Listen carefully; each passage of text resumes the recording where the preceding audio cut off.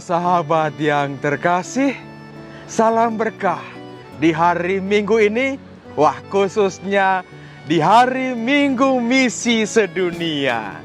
Kita adalah misionaris-misionaris cinta kasih. Khususnya pada hari ini, Sabda Hidup kembali menyapa hati kita semua yang diambil dari Injil Matius bab 22 ayat 15 sampai 21. Sekali peristiwa, orang-orang Farisi berunding bagaimana mereka dapat menjerat Yesus dengan suatu pertanyaan.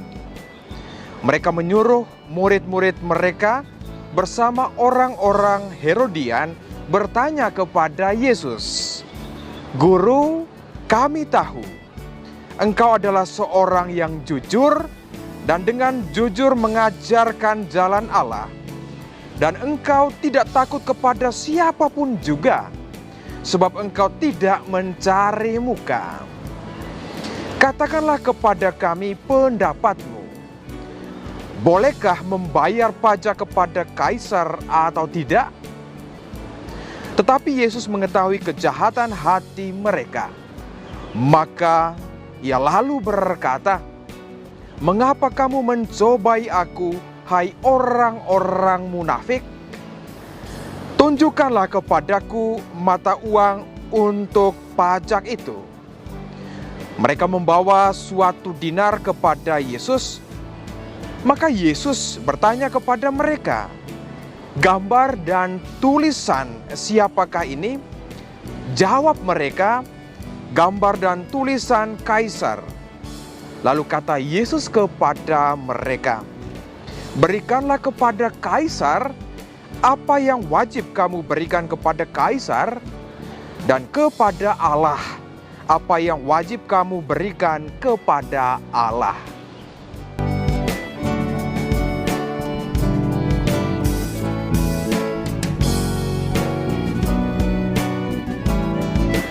Para sahabat yang terkasih, hari ini 18 Oktober 2020. Wah, Paus Fransiskus itu menetapkannya sebagai hari Minggu Misi yang luar biasa. Ngomong-ngomong tentang misi, wah, pikiran kita itu tertuju kepada para misionaris yang dulu melayani di kampung-kampung kita di Indonesia.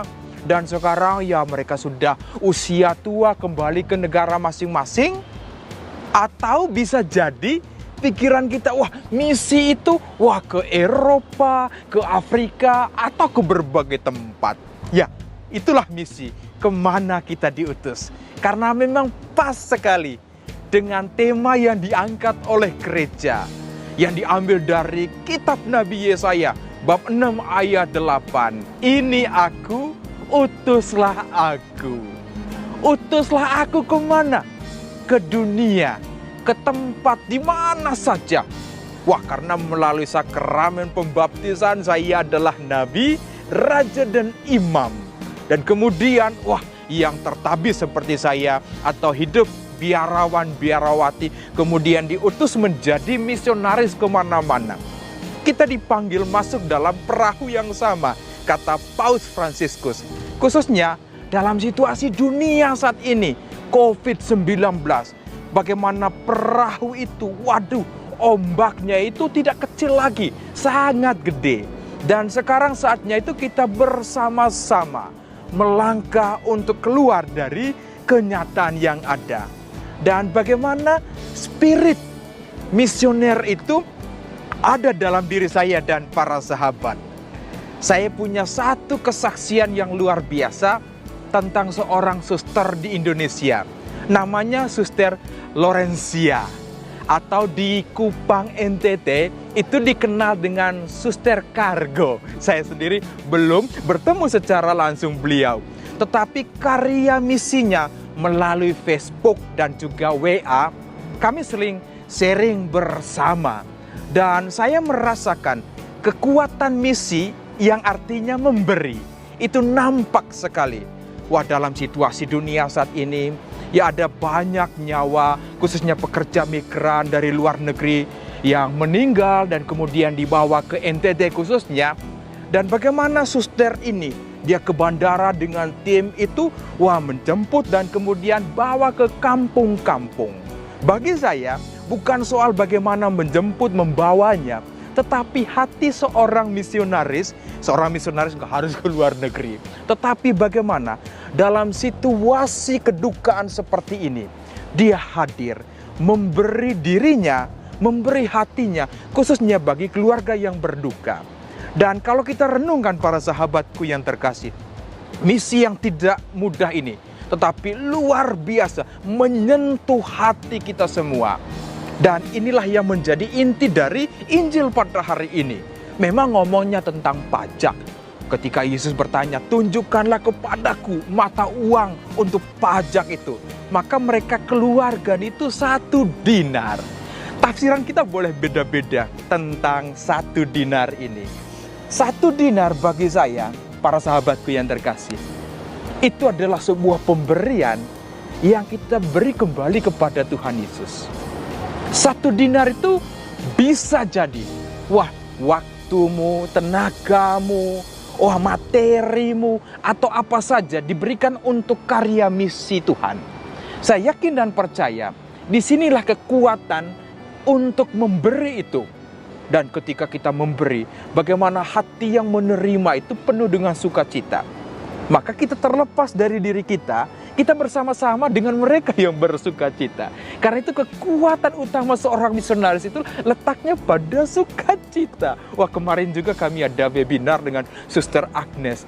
Dia katakan yang bedanya seorang suster dengan yang lain, letaknya itu bagaimana tentu kebenaran yang ditunjukkan. Tetapi sukacitanya itu ada sesuatu yang beda.